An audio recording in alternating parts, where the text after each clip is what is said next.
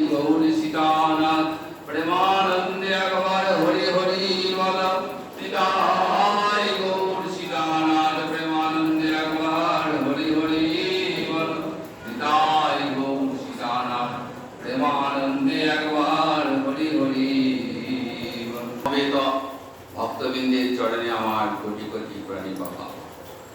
श्री हरि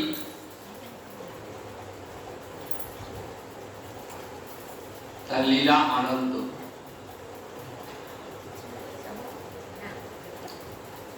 শ্রীহরির একটি নাম হলো অনন্ত।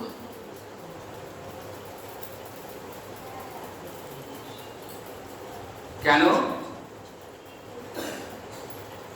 অনন্ত শব্দের অর্থ হলো যার অন্ত নেই বা শেষ নেই। ভগবানের নাম, ধাম, লীলা এর কোনো শেষ নেই, অন্তহীন। তাই ভগবান হলেন অনন্ত।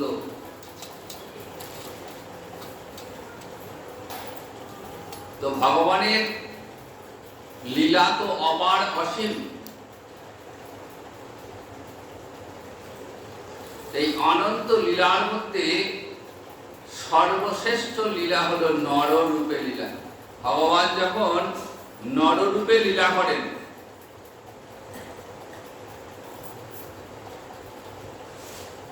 তখন সেই লীলার মধ্যে এমন চমৎকারিত্ব থাকে, এমন মাধুর্য থাকে যে সেই লীলার মাধুর্যে ব্রহ্মাদি দেবগণ পর্যন্ত মোহিত হয়ে থাকে। সুখদেব বলছেন, তাই গোবিন্দের এই নররূপে লীলাটি কেন? অনুগ্রহায় ভূতানাং মানসিং তনুনাশ্রিতম। অনুগ্রহায় ভূতানাং, ভূত মানে জীব। আমাদের মতো জীবকে কৃপা করবার জন্য, অনুগ্রহ করবার জন্য ভগবানের এই সুন্দর লীলা মানসিক তনুরাশ্রিতম, অর্থাৎ মানব দেহকে আশ্রয় করে মনুষ্য রূপে ভগবানের এমন এমন সব লীলা রয়েছে যে লীলার চমৎকারিত্বে ব্রহ্মাদি দেবগণ পর্যন্ত মোহিত হয়ে রয়েছেন। ভজতে তাদৃশ ক্রিয়া শ্রুত্বা তৎপর ভবেৎ। যা শ্রবণ করলে, যে সমস্ত লীলা শ্রবণ করলে কি হবে? যে গোবিন্দের প্রতি আকৃষ্ট হবে এবং কৃষ্ণ ভক্তি পরায়ণ হবে। ইয়া শ্রুত্বা তৎপর ভবেৎ।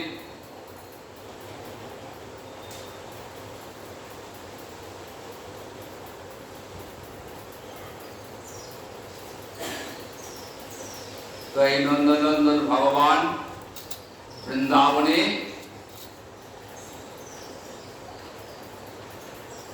অদ্ভুত অদ্ভুত লীলা করেছিলেন। যমুনার তীরে কালীদহ নামে একটা জায়গা আছে। দহ মানে হ্রদ। এই যমুনার তীরে সেখানে কালীয় নাগ নামে এক ভয়ঙ্কর বিষধর সাপ বাস করে।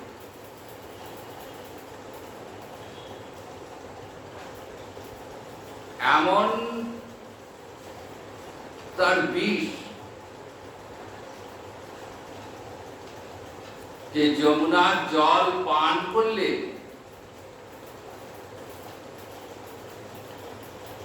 জীব মারা যেত। ওই কালীদহের জল, কালীদহের ওপর দিয়ে যদি কোনো পাখি উড়ে যেত, সেই পাখি মারা যেত। কালীদহের তীরে কোনো গাছ পর্যন্ত কিন্তু না শুধুমাত্র বিষের দমনে, এত সুদীর প্রতিষ্ঠা। কেন? কালীয় নাগ ওই কালীদহে আশ্রয় নিয়েছিল। গরুর পক্ষীর ভয়।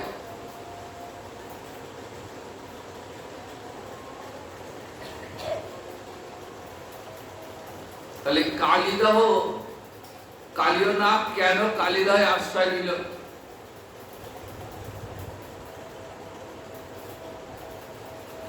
একটা পৌরাণিক কাহিনী রয়েছে, যেখানে আমরা দেখি কশ্যপ মুনির দুই পত্নী ছিলেন, কদ্দুর এবং বিনতা।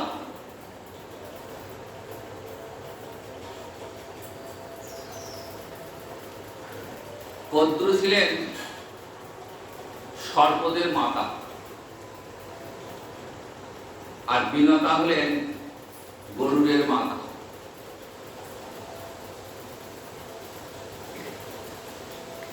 তো এরা দুজনা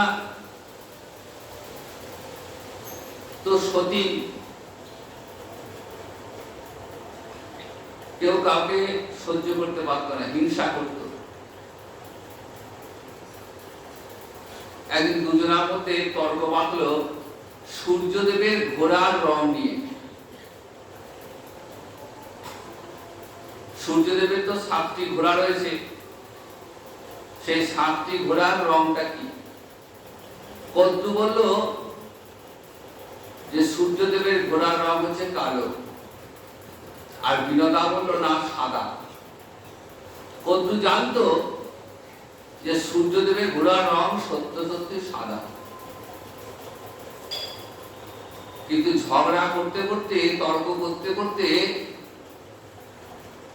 ক্রোধের বশে ইচ্ছে করে বলল যে সূর্যের ঘোড়ার রংগুলি হলো কালো। বলল বেশ ঠিক আছে, কাল সকালে যখন সূর্যোদয় হবে তখন প্রমাণ হবে কার কথা কি। তো কদ্দু জানে যে সূর্যের ঘোড়ার রং সাদা, সে জানে আমি তো হেরে যাব তর্কে, আর হেরে গেলে শর্ত ছিল যে হারবে, অর্থাৎ যার কথা মিথ্যে হবে, মিথ্যা প্রমাণিত হবে, তাকে অপরের দাসী হয়ে থাকতে। তাহলে কদ্দু মনে মনে চিন্তা করলো কাল সকালে সূর্য উঠলে এটা প্রমাণ হয়ে যাবে সূর্যের ঘোড়ার রংগুলি সাদা, আর তখন আমাকে বিনতার দাসী হয়ে সারা জীবন কাটাতে হবে। খুব চিন্তায় পড়ে গেল। মাকে চিন্তান্বিতা দেখে সাপেরা বলছে, মা তুমি এত চিন্তা করছো, কি ব্যাপার? তখন মা সমস্ত ঘটনাটি বললেন। মা বললেন এর জন্য কোনো চিন্তার কারণ নেই, সূর্য ওঠার আগেই আমরা সূর্যদেবের ঘোড়াগুলিকে আমাদের বিষ দিয়ে দংশন করব, আর এই বিষের দংশনের জ্বালায় সূর্যদেবের যে ঘোড়া, তাদের দেহের রঙগুলো কালো হয়ে যাবে, এবং সেই মতো সূর্য ওঠার আগেই ঘোড়াগুলিকে দংশন করল, আর ঘোড়াগুলো সব কালো হয়ে গেল। অন্যায়ভাবে কদ্দু জিতে গেল, বিনতা দাসী হয়ে গেল।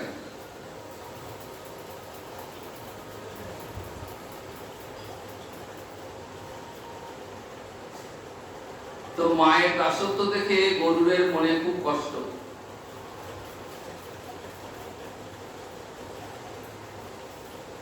তো গরুড় একদিন ভাইদের ডেকে বলল, সর্ব ভাইদের, যে দেখো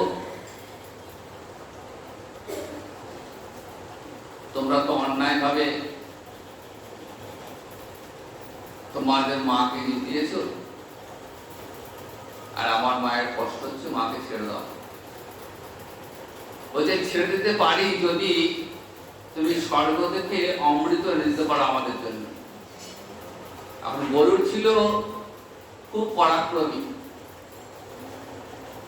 বলে বেশ তাই হবে, আমি এনে দেবো। স্বর্গে গিয়ে দেবতাদের সঙ্গে প্রবল যুদ্ধ করলেন, যুদ্ধ করে অমৃতের ভাণ্ডটা নিয়ে চলে এসছে। আর দেবতারা গরুদের পরাক্রমে খুব খুশি হয়ে বললেন, তোমাকে বর দেবো, কি বর নেবে বল। তখন গরুর বলল যে আমাকে এই বর দিন যেন সমস্ত স্বর্গপান আমার ভক্ষ হয়। দেবতারা খুশি হয়ে বললেন, বেশ তাই হোক, এখন থেকে সমস্ত স্বর্গকুল তোমার ভক্ষ হবে। অমৃতের ভাণ্ড পেলেন, আবার দেবতাদের আশীর্বাদও পেলেন। স্বর্গ থেকে আসার পথে কালিদাহের তীরে একটা কদম্ব বৃক্ষ রয়েছে। সেই বৃক্ষ কিন্তু আজও রয়েছে।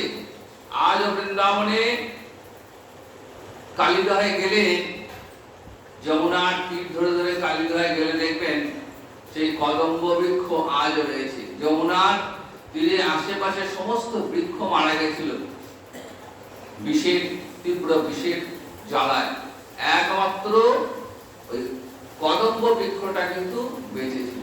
তার কারণ হচ্ছে, যখন গরুর ওই অমৃতের ভাণ্ড নিয়ে আসছিল, তখন ওই কালিদাহের ওই কদম্ব বৃক্ষের উপরে বিশ্রাম নিয়েছিল।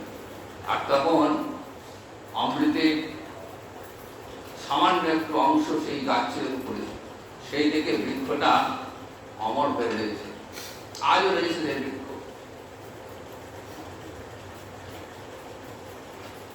তো অমৃতের ভাণ্ড নিয়ে এসছে, সাপেদের বলছে এই নাও। সাপেরা শর্ত মতো গরুরের মাথাকে ছেড়ে দিল, কিন্তু অমৃতের ভাণ্ড আর কেউ নিতে আসছে না, কারণ তারা ইতিমধ্যে খবর পেয়েছে যে গরুর দেবতাদের কাছে আশীর্বাদ নিয়ে এসছে, যে কাছে গেলি সে আমাদের খেয়ে নেবে। তো সে তো মাকে নিয়ে চলে গেল গরু, আর অমৃতের ভাণ্ডটা সাপেরা নিতে এলো না।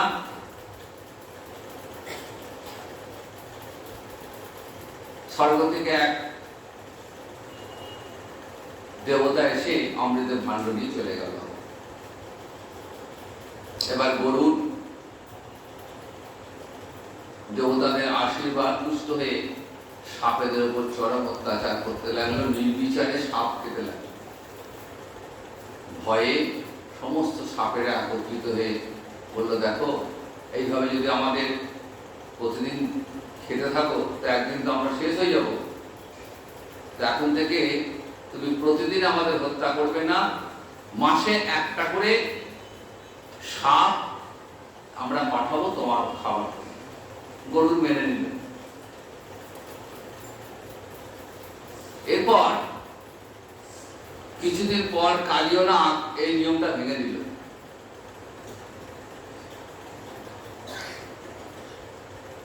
তখন গরুর রেগে কালিয়নাগকে তাড়া করেছে। কালিয়নাগ তখন এসে ওই যমুনার জলে আশ্রয় নিচ্ছে, কালিদাহে। কেন সেখানে এলো না, সেখানে ছিল সৌভরি মুনির আশ্রম। সৌভরি মুনি গরুকে অভিশাপ দিয়েছিল যে তুমি যদি এই কালিদাহের এখানে আসো, গরু সেখানে প্রতিদিন মৎস্য খেতে যেত। পাখি তার খাবার ছিল মাছ, আর সৌভরি মুনি আশ্রম ছিল তার, তিনি সেখানে ধ্যান করতেন। কাজে তার ধ্যান ভঙ্গ হয়ে যেত। তাই গরুকে বললো, তুমি এখানে আসলেই তোমার মৃত্যু হবে। সেই দিকে গরুরা যেত না। দেখুন, গরুর তো পক্ষী, তার খাবার হচ্ছে মৎস্য, কিন্তু গরু ছিল পরম বৈষ্ণব, বিষ্ণুর বাহন। কাজে তার মতো পরম বৈষ্ণব তো জগতে আর দ্বিতীয় নেই। আর সৌভরি মুনি বৈষ্ণব অপরাধ করলেন। তাহলে বৈষ্ণব অপরাধের ফল কি দেখুন। বৈষ্ণব অপরাধ যদি কেউ করে, তার নিজের যেমন ক্ষতি হয়, তেমনি অপরের অমঙ্গল হয়ে যায়, নিজের ক্ষতি তো হয়ই এবং এই অপরাধের ফলে অপরের ক্ষতির কারণ হয়ে দাঁড়ায়। এই সৌবরী মুনি যেদিন থেকে গরুর পক্ষীকে আসতে বারণ করলেন, সেই দিন থেকে কালীয় নাগ তো আশ্রয় নিয়েছিল, আর কালীয় নাগের বিষে গোটা হ্রদটা বিষিয়ে গেল। হ্রদের জলের যত পোকা মাকড় মাছ সব মরে গেল, কালীদহের তীরে গাছপালা সব নষ্ট হয়ে গেল, কোনো পাখি ওই হ্রদের উপর দিয়ে উড়ে যেতে পারত না। ওই হ্রদের জল যদি কেউ পান করতো সঙ্গে সঙ্গে তার মৃত্যু হয়ে, তা তো তীব্র বিষ কালীয় নাগে। আবার সেই সঙ্গে সৌবরী মুনি বৈষ্ণব অপরাধ করেছিলেন, তো তাই সাধন করতে করতে তার মনে সংসারের বাসনা জেগে উঠেছে। তিনি জল থেকে উঠে এসে মানধার তার 50টি কন্যাকে বিবাহ করেছিলেন, সংসার করতে লাগলেন এবং তার এতদিনের সাধন সব নষ্ট হয়ে গেছে। তার নিজের ক্ষতি হলো, আবার অপরের ক্ষতি তিনি করে ফেললেন।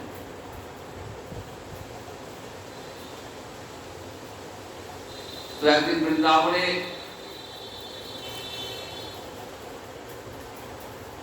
গোবিন্দ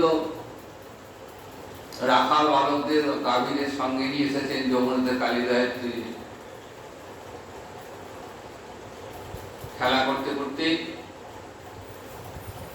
গাভী বৎস রাখাল বালকেরা সকলে যমুনার ওই কালীদহ হ্রদের জল পান করেছে এবং পান করার সঙ্গে সঙ্গে সকলের মৃত্যু। ভগবান তো বুঝতে পেরেছেন বিষক্রিয়া হয়ে গেছে, তো ব্রজবাসীদের প্রাণ গোবিন্দ কি করলেন, অমৃতবর্ষিণী দৃষ্টি দিয়ে তাদেরকে দেহে সব প্রাণ ফিরিয়ে আনলেন। তাই মনে মনে চিন্তা করলেন যে কালীদহে কালীয় নাগ বাস করার ফলে ব্রজবাসীদের বিশাল ক্ষতি হয়েছে, তাই কালীয় নাগকে শিক্ষা দিতে হবে। কিন্তু বৃন্দাবন তো মাধুর্যের ধাম, এখানে ভগবানের ঐশ্বর্যের কোনো প্রকাশ নেই। প্রকাশ হলেও ব্রজবাসীরা কখনো এটা মানে না যে আমাদের কৃষ্ণ ভগবান। তাই ভগবান কি করলেন, খেলার ছলে কালীয় নাগকে শাস্তি প্রদান করলেন। কি করে? ওই কদম্ব বৃক্ষের উপরে ভগবান উঠেছেন, যমুনার তীরে যে কদম্ব বৃক্ষ, সেখানে উঠে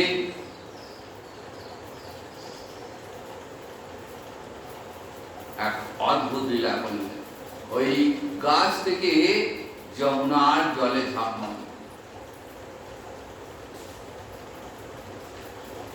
মারার সঙ্গে সঙ্গে ওই হ্রদের জল উঠলে উঠেছে। এমন উথাল পাতাল শুরু হয়েছে, এমন ঢেউ শুরু হয়েছে যে জলের তলায় সর্পগণ এবং কালীয় নাগ পর্যন্ত অস্থির হয়েছিল। ভাবল কি হল, ভূমিকম্পের মতো ব্যাপার, সুনামি হচ্ছে যেন জলে। কালীয় নাগ উঠে এসে দেখছে এটা ছোট্ট বালক যমুনার জলে খেলা করছে।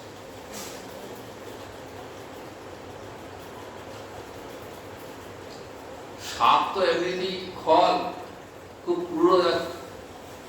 চিন্তা করলো যে আমার জলে এসে, আমার জায়গায় এসে উৎপাত করছে, একে এখনই দংশন করল।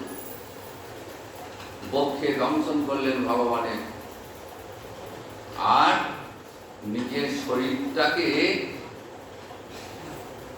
ওই ছোট্ট বালকরূপী ভগবানের দেহের সঙ্গে মিশিয়ে ধরলেন। এমন করে ধরলেন যে কৃষ্ণ আর নড়াচড়া করতে পারছে না। তাই দেখে যমুনার তীরে গোবৎস তাদের সন্তানেরা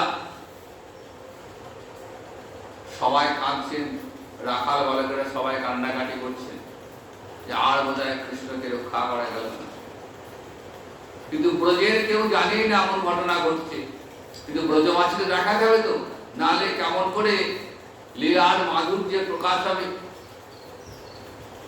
স্বর্গ থেকে দেবতারা 3 ধরনের উৎপাত শুরু করলেন ব্রজে।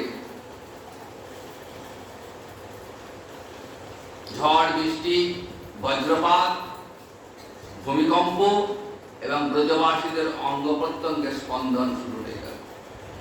একটা ভয়ানক দুর্যোগ। তখন সবারই খোঁজ পড়লো, আমাদের ছেলেরা তো যমুনার তীরে আছে। মা যশোদা ভাবছেন আমার গোপাল তো যমুনায় গেছে। সবাই ছুটতে ছুটতে গেছেন। ব্রজের প্রাণ, ব্রজবাসীদের আদরের দুলাল, মা যশোদার আদরের দুলাল সেই গোপাল কোথায়?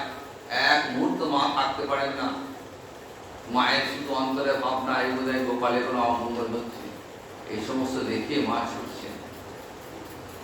গোপালের পদচিহ্ন অনুসরণ করতে করতে একদম কালীদয়ের তীরে উপস্থিত। তো যেদিন কৃষ্ণ গেছিলেন সখাগণকে সঙ্গে নিয়ে, সেদিন বলরাম উপস্থিত হননি, কারণ সেদিন বলরামের জন্মতিথি ছিল। তাই মা রোহিণী বলরামকে যেতে দেননি, কৃষ্ণ একাই গেছিলেন। এই ঘটনা সময় বলরামও যাচ্ছেন। ব্রজবাসীরা তো খেয়ে অস্থির যে কৃষ্ণ কি হলো, আমাদের কৃষ্ণ কি হলো। যমুনার তীরে এসে কৃষ্ণকে এই অবস্থায় দেখে সবাই কান্নায় ভেঙে পড়েছেন। মা যশোদা ছুটে যাচ্ছেন যমুনায় ঝাঁপ দেবেন, আমার সন্তানের এমন অবস্থা দেখে। বলরাম হাসছেন, তিনি জানেন যে এতো আমার ভাইয়ের সামান্য একটা লীলা। তিনি মনে মনে হাসছেন। ব্রজবাসীদের শান্ত হতে বললেন তোমরা সবাই শান্ত হয়ে থাকো, দেখো ভাই ঠিক ফিরে আসে। যখন সবাই কাঁদতে কাঁদতে প্রায় অচেতন হয়ে পড়েছেন, তখন ভগবান দেখছেন না ব্রজবাসীরা তো আমার শোকে দুঃখে প্রাণ ত্যাগ করবে, এমন তো হতে যাবে না। তখন ভগবান কি করলেন?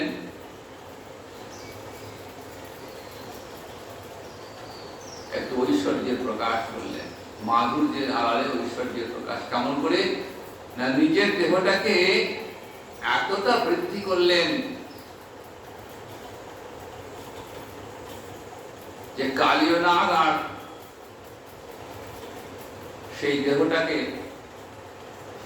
আটকাতে পারলেন। আস্তে আস্তে আস্তে আস্তে শরীরের বন্ধন আলগা হয়ে গেল।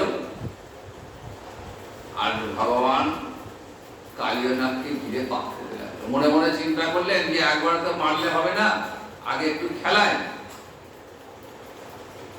কালীয় নাগকে ঘিরে ঘুরতে লাগলেন জলের মধ্যে। আর কালীয় নাগও তখন ক্রোধে অন্ধ হয়ে ভগবানকে দংশন করবার জন্য গোবিন্দের চারিদিকে ঘুরছেন। গোবিন্দ ঘুরছেন আর গোবিন্দের চারিদিকে কালীয় ঘুরছে। ঘুরতে ঘুরতে ঘুরতে ঘুরতে ক্লান্ত হয়ে পড়েছে, আর শরীর বইছে, অবসন্ন হয়ে পড়েছে, শরীর নেতিয়ে গেছে। আর ঠিক ভগবান তখন এক লাফে কালীয়র ফনা ধরে পড়েছে। কালীয়র ফনা মানে শুধু এক আধটা ফনা নয়, 1000 ফনা। আর সেই 1000 ফনার মধ্যে 100টা ফনা, আবার তার মধ্যে বিশেষ ফনা ছিল 100টা। সেই ফনার উপর উঠে ভগবান অপূর্ব নৃত্য শুরু করলেন। বংশীধ্বনি সহযোগে নবকিশোর নটবর অদ্ভুত নৃত্য করছেন। ব্রজবাসীরা সবাই এই দৃশ্য দেখছেন। তখনও পর্যন্ত কালীয়র কিছু কিছু ফনা তখনও নিস্তেজ হয়নি, মাথা উঁচু করেছিল। ভগবান কি করলেন? নৃত্যের ছলনায় সেই ফনাগুলোকেও নামিয়ে দিলেন। আর ক্ষমতা নেই, চোখ দিয়ে বিষ বেরিয়ে আসছে, চোখ ঠিকরে, মুখ দিয়ে রক্তপাত হচ্ছে, কান গরম হয়ে গেছে, শরীর নিস্তেজ, প্রাণবায়ু বেরোবার উপক্রম। এমন সময় কালীয়নাগের স্ত্রী পুত্র সবাই উঠে এসছেন। এমন দৃশ্য দেখে বুঝতে পারছেন এ তো ভগবানের লীলা। ভগবানকে হাত জোর করে বলছেন, প্রভু আপনি আমাদের স্বামীকে যে শাস্তি দিলেন এটা তার যোগ্য, এই শাস্তি তার প্রাপ্য ছিল, কারণ তার মতো ফল পুরো জগতে আর দ্বিতীয় নেই। সে আপনার মতো ভগবানের সঙ্গে এমন কাজ করেছে, এটা তার শাস্তি তার প্রাপ্য। কিন্তু প্রভু একবার ভাবুন আমাদের কথা, যদি আমাদের স্বামীর কিছু হয়ে যায় তাহলে আমরা আমাদের ছেলেরা কি করে থাকবো? অন্তত আমাদের কথা ভেবে আমাদের স্বামীকে কৃপা করুন প্রভু। করুণাময় ভগবান, ভগবানের তো শত্রুবিদ্ধ ভেদ নেই, ভগবানের কাছে সবাই সমান। কালীয়নাগ তো ভগবানের শত্রু নয়, ভগবানের কাছে কোনো শত্রু মিত্র বলে কেউ নেই, সবাই সমান। তিনি যাকে কৃপা করেন তার পরম গতি লাভ হয়ে যায়। কালীয়কে কৃপা করলেন, তখন কালীয়র অন্তরে দৈন্যতা এসেছে, আর সেই শক্তি তেজ ফুরিয়ে গেছে, অন্তরে দৈন্যতা এসছে, অহংকার নষ্ট হয়ে গেছে। মনে মনে ভাবছেন, হে প্রভু আমি তো সত্যি অপরাধী, আমাদের যাত্রায় তো এরকম, আমরা ফল, আমরা পুরো, আমাদের মুখে এমন বিষ।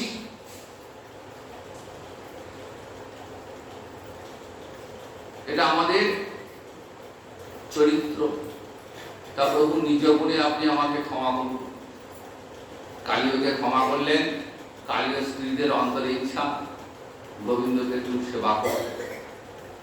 অন্তর্যামী বুঝতে পারলেন যে সে যমুনার জলে বয়ে আসছে, ফুল তুলসী চন্দন মালা সব বয়ে আসছে। সেই ফুল তুলসী চন্দন দিয়ে গোবিন্দের চরণে তুলসী নিবেদন করলেন, ফুল দিয়ে মালা দিয়ে গোবিন্দকে মালা পরিয়ে গোবিন্দের সব করলেন। গোবিন্দ খুশি হলেন, আর কালীয়কে বললেন, আজ থেকে তুমি সমুদ্রে চলে যাবে, রমণক দ্বীপে তুমি চলে যাবে তোমার পরিবার নিয়ে। বলছেন, প্রভু সেখানে গেলে তো গরুর আক্রমণ করবে। বলছেন, না, আজ থেকে গরুর আর তোমায় আক্রমণ করবে না, কারণ তোমার মাথায় রয়েছে আমার চরণ চিহ্ন। আমার এই চরণ চিহ্ন দেখলে গরুর আর সেখানে যাবে না। তাহলে কালীয়নাগকে ভগবান কৃপা করলেন। কেন করলেন? এই কালীয়নাগ কে ছিল? তাহলে কালীয়নাগের পূর্বজন্মটা জানলে পরে দেখা যায় যে প্রাচীনকালে এই কালীয় ছিলেন এক রাজা। কাঞ্চি প্রদেশের এক রাজা ছিলেন। তো সেই রাজার একবার অম্লশূল ব্যাধি হল। বহু কবিরাজ বৈদ্য সব দেখালেন, কিন্তু কিছুতেই ব্যাধি ছাড়েন। তখন দেবর্ষি নারদ একদিন রাজার রাজসভায় এসেছেন। রাজার শরীরের ব্যাধি দেখে রাজাকে বললেন, দেখো তোমার এই রোগ সেরে যাবে যদি তুমি কুলিঙ্গ পাখি হত্যা করে সেই পাখির মাংস খেতে পারো, তবে তোমার রোগ সেরে যাবে। রাজা গেছেন বনে লোকজন নিয়ে,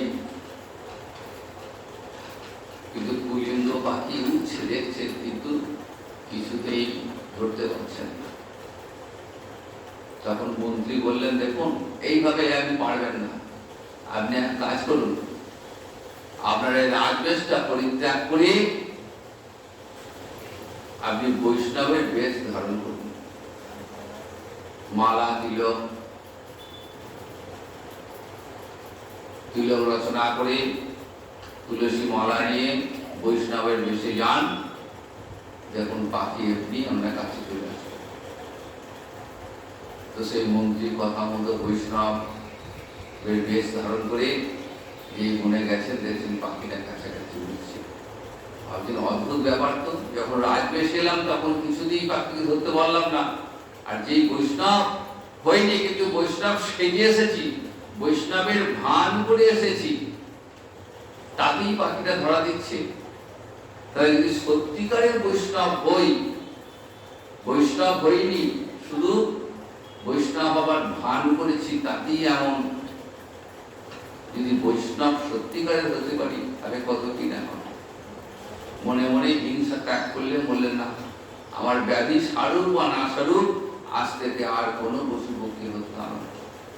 তখন এই কুলিঙ্গ পাখিটা বলছেন, রাজা আপনার রোগ সেরে যাবে, দেখুন সামনে একটা বটবৃক্ষ রয়েছে, সেই বটবৃক্ষের কোটরে এক মহাপুরুষ রয়েছে, তো আপনি যদি ওই মহাপুরুষের চরণভূত জল যদি পান করতে পারেন তাহলে আপনার রোগ সেরে যাবে। রাজাকে বললেন, পাশে এক নদী ছিল, নদী থেকে জল নিয়ে দুহাতে করে জল ভরে নিয়ে এসে ওই বটবৃক্ষের কাছে বলছেন, হে মহাপুরুষ, আপনি দয়া করে আমায় দেখা দিন, আপনার চরণভূত জল আমাকে দিন। বলা মাত্রই ওই কোটর থেকে ডান চরণটা বেরিয়ে এসছে। ডান চরণটা দেখেই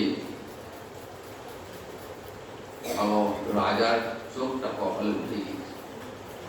সেই ডান চরণটা দেখছে কুষ্ঠ ব্যাধিতে আঙুলগুলো সব গলে গেছে, আর তাতে রক্ত পুঁজ, এত বিভৎস দেখে রাজা ভাবছেন যে এটা কেমন করে, এই চরণের জল আমি কেমন করে নেব। বলে আপনি একবার বাঁ চরণটা দেখান। বাঁ চরণটা বার করে দেখছে, সেটা আবার আরো ভয়ানক। ডান চরণের থেকে তাতে আবার পোকা জন্মিয়েছে বাঁ চরণে আবার। এখন রাজা বললেন বিপদে, আপনি যদি আমার ডান চরণ দেখাতে বলি সেটা তো আরো ভয়ানক হবে। তাই কোন ক্রমে কি করলেন, ওই চরণটা কাছে জলটা একটু এগিয়ে দিলেন, বললেন এই চরণটা ঠেকান। দিয়ে চরণটা ঠেকানোর পরে জলটা তো পুঁজ রক্ত ভরে গেছে, পোকা কিলবিল করছে। ভাবছেন কেমন করে মুখে দেবো, আর ভাবছেন মুখে যদি না দিই তাহলে অপরাধ হয়ে যাবে। কোন ক্রমে মুখের কাছে নিয়ে এসে জলটা একটু স্পর্শ করে মাথায় নিয়ে নিয়েছেন। যেই মাথায় নিয়েছেন সঙ্গে সঙ্গে চারিদিক সুন্দর গন্ধে ভরে গেল। অদ্ভুত মনোমুগ্ধকর পরিবেশ, সুন্দর গন্ধ। তখন এই মহাপুরুষ বলছেন যে রাজা তুমি বড় মূর্খ, তুমি জলটা তো মাথায় মুখে নিলে না মাথায় নিলে, মুখটা তোমার বিষয়ে পরিপূর্ণ হয়ে থাকে। আর এই জল তুমি মাথায় নিয়েছো, তাই পরজন্মে ওই মাথায় তুমি গোবিন্দ চরণ পাবে। তবে রাজা পরজন্মে কালীয় নাগ হয়ে জন্মেছিল, তাই মুখটা তার বিষে পূর্ণ ছিল, আর মাথায় জল নিয়েছিল, তাই মাথায় তিনি গোবিন্দ চরণ লাভ করেছিলেন। তাই কালীয় দমন লীলা শ্রবণ করলে কি হয়, ভগবানের আশীর্বাদ হয়েছে কালীর উপর। বলছে সকাল সন্ধ্যায় যারা কালীয় দমন লীলা স্মরণ করবে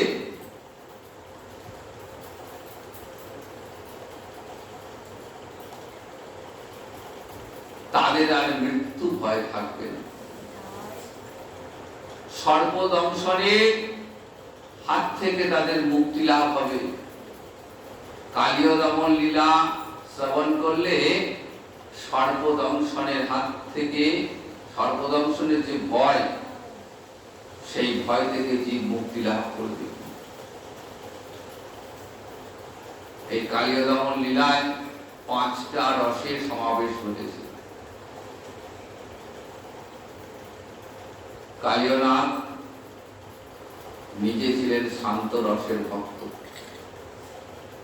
ব্রজের পাঁচটা রস রয়েছে, এই পাঁচটা রসের সমাহার হয়েছে কালীয় দমন লীলায়। স্বয়ং কালীয়নাথ শান্ত রসের ভক্ত। কালীর স্ত্রীরা ছিলেন দাস্যরথের ভক্ত, দাস হয়ে ভগবানের সেবা অধিকার চেয়েছেন। ব্রজের মায়েরা এসেছেন ব্রজক জননীরা, বাৎসল্য রসের মূরতি।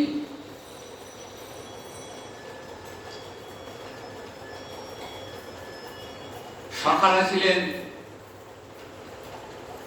সখ্য রসের পরিকর,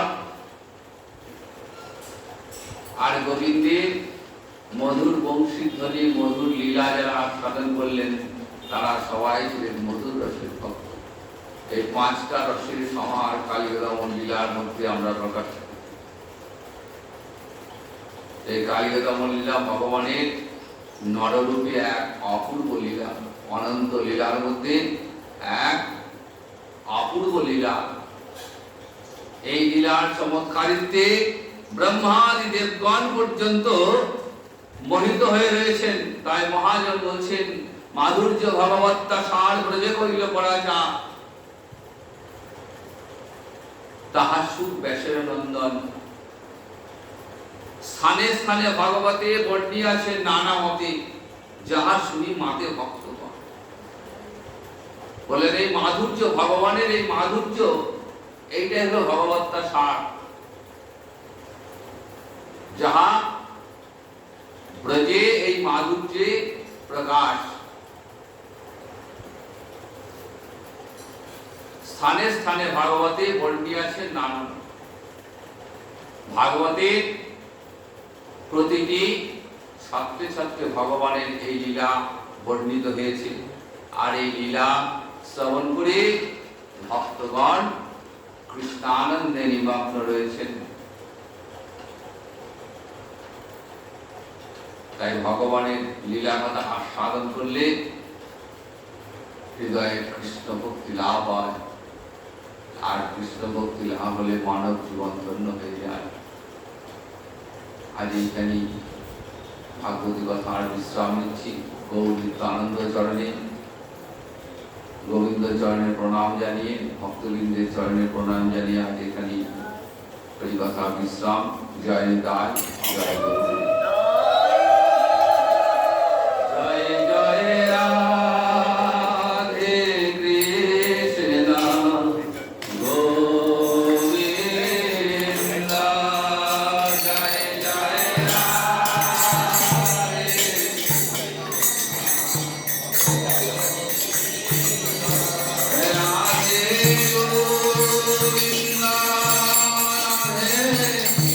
Govinda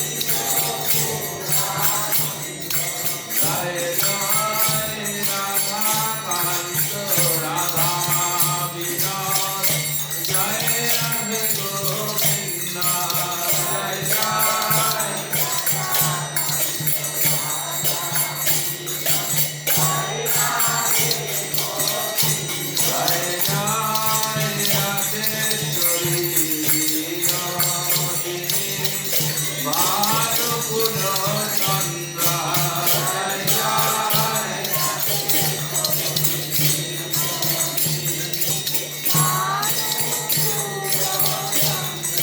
জয় জয় গোবিন্দারি কাকায়াতি যত সখী বৃন্দা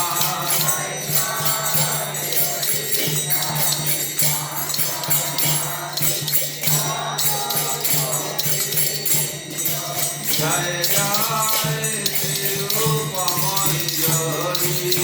রতি মঞ্জরি আনন্দা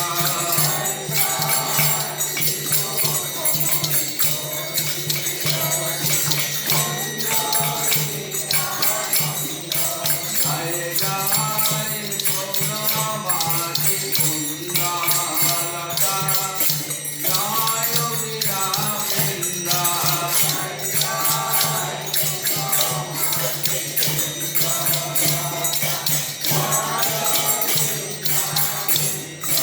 জয় জয় কৃপা করি যুবা চরণার বৃন্দা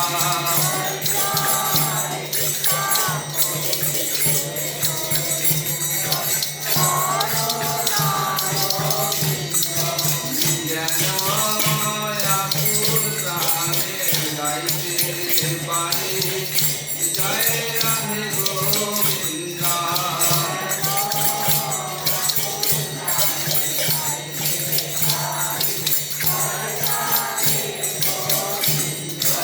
আকুল প্রাণে গাইতে পারি আকুল জয় রাধে গোবিন্দা বলে আকুল প্রাণে গাইতে পারি জয় রাধে